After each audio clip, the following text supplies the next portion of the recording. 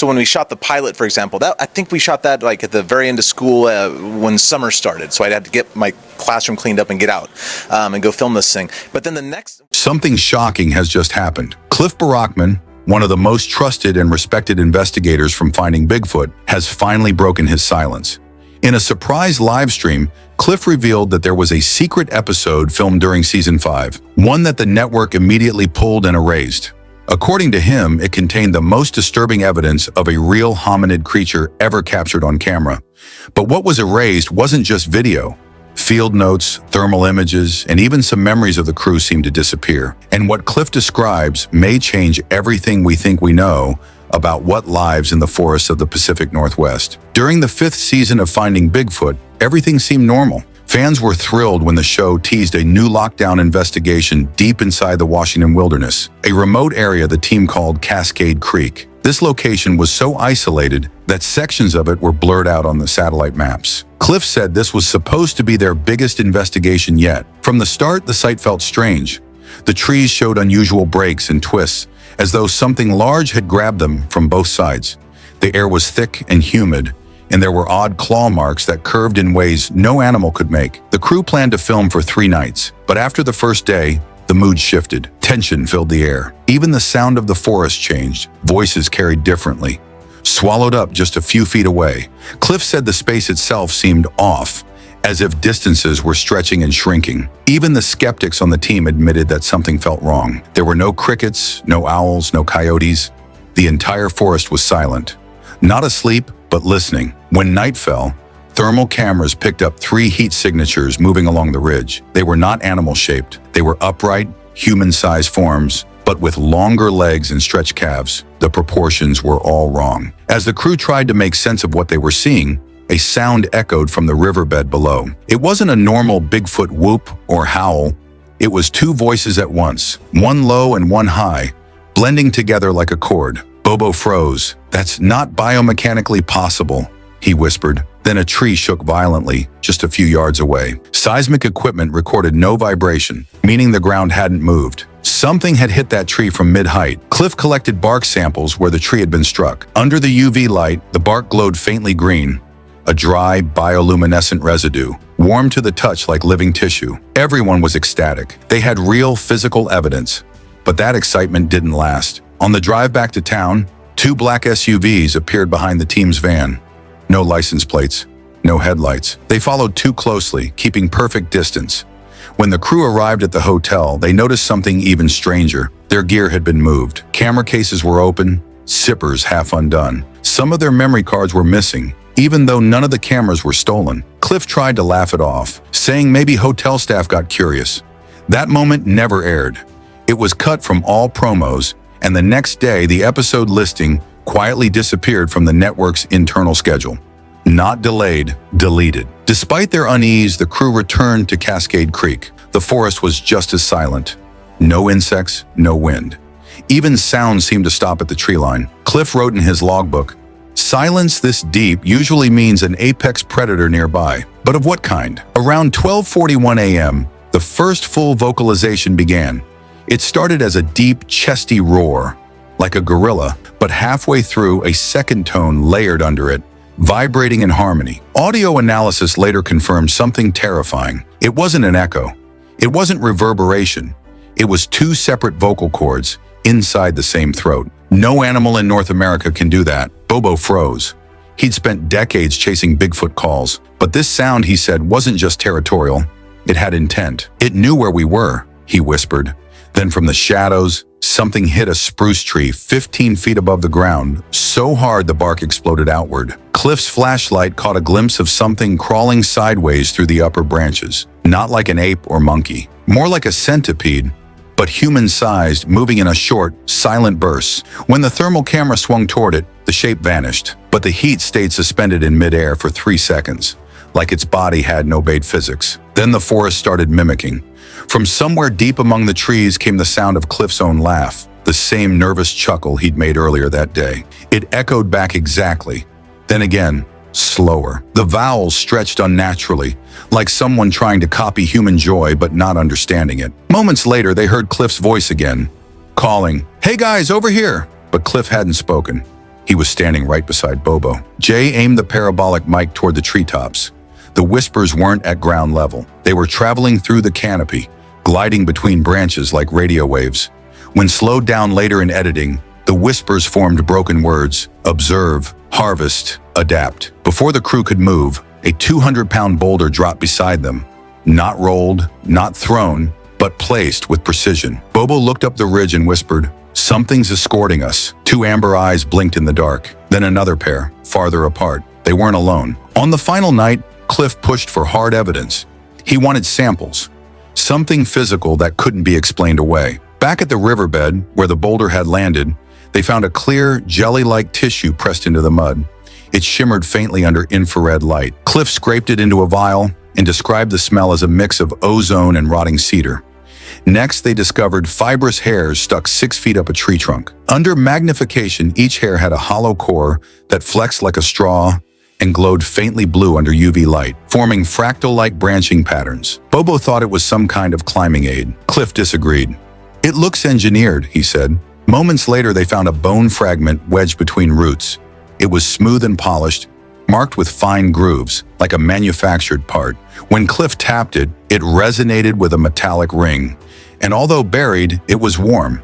The parabolic mic began picking up footsteps circling them, perfectly synchronized, like a team moving in formation. Predators don't hunt that way, neither do apes. Then a shrill metallic screech cut through the air, powerful enough to knock Bobo to his knees. When Cliff checked the audio files later, the signal looked digital, as though the forest had recorded itself and was playing it back. Moments later, Billy shouted and pointed.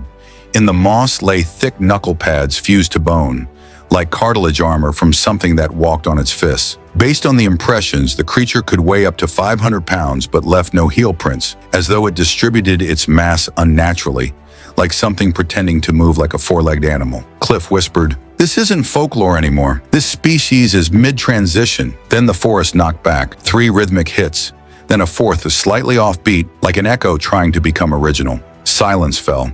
At that moment, Cliff realized this wasn't about tracking Bigfoot anymore. They had found something else, and it had realized it was being observed. The air pressure suddenly changed. Cliff described it later as a storm collapsing inward instead of rolling in. Jay's boom mic crackled and died. Radios began cross-talking, spitting out jumbled phrases of the crew's earlier conversations, replayed out of order, like the forest itself was shuffling their voices. Then the ground began to vibrate, at first just faintly. Then all the trees around them started trembling, not from wind, but in perfect unison.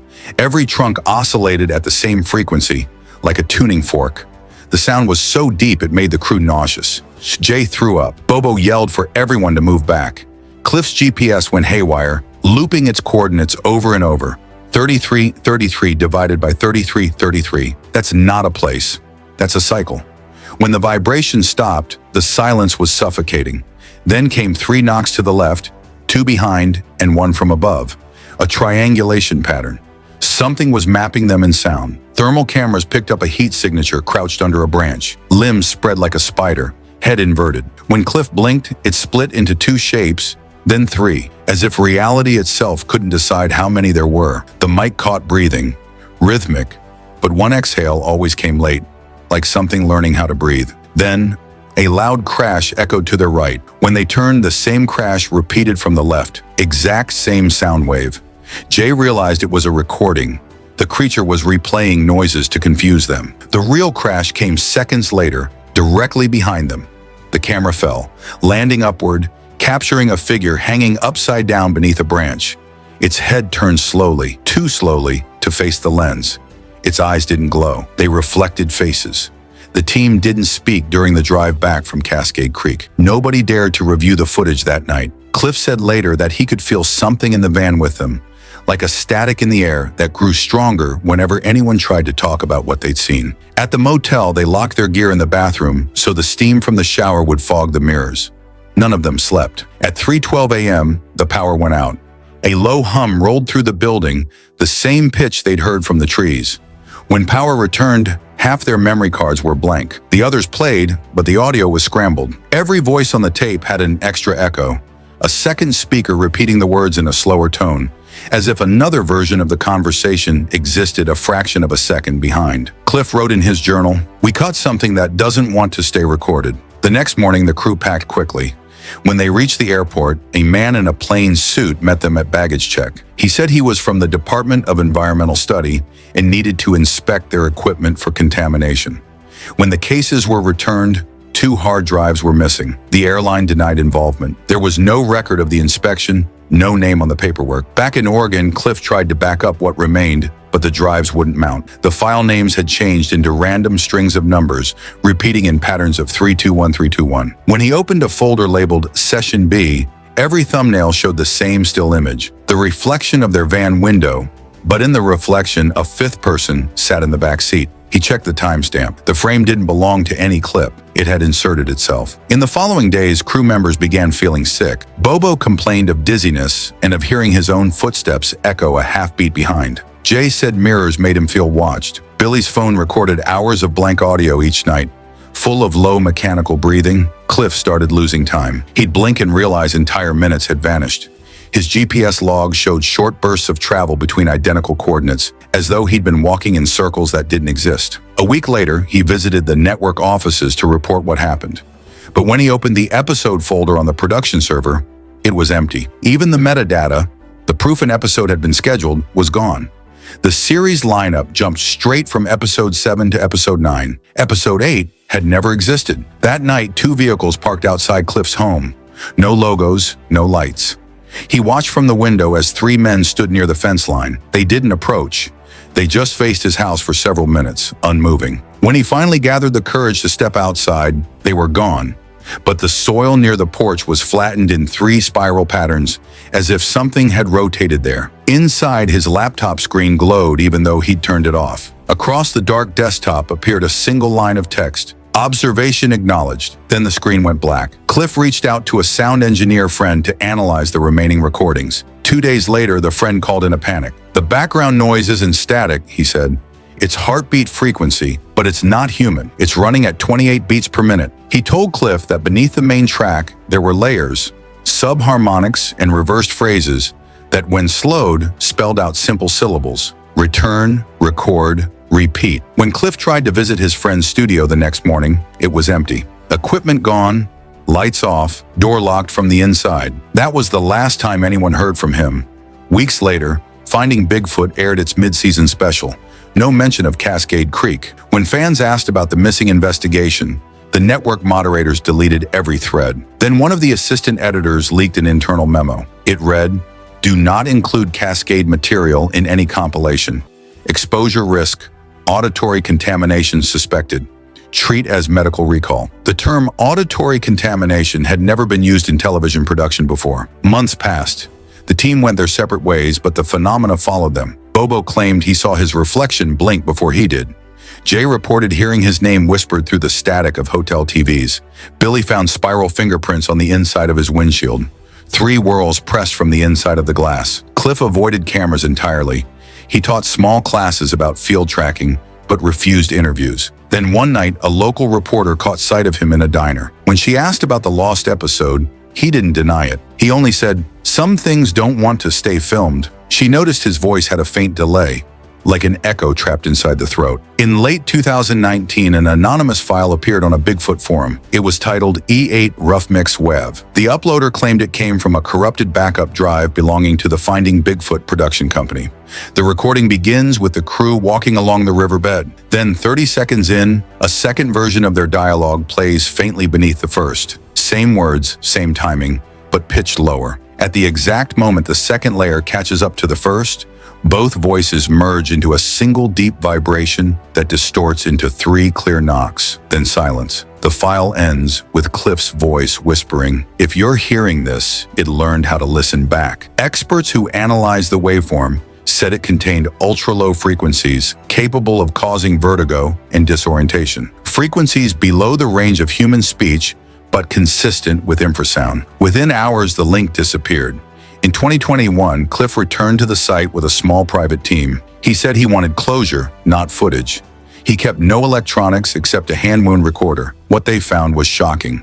The original trail had been bulldozed and covered in gravel, but every few yards the ground had buckled upward, as if something beneath had pushed against it. Near the old riverbed stood a concrete slab with welded seams, unmarked and humming faintly. The hum pulsed every 11 seconds. Cliff placed his hand on the surface and felt warmth, like a living heartbeat. That night he told his team they were leaving.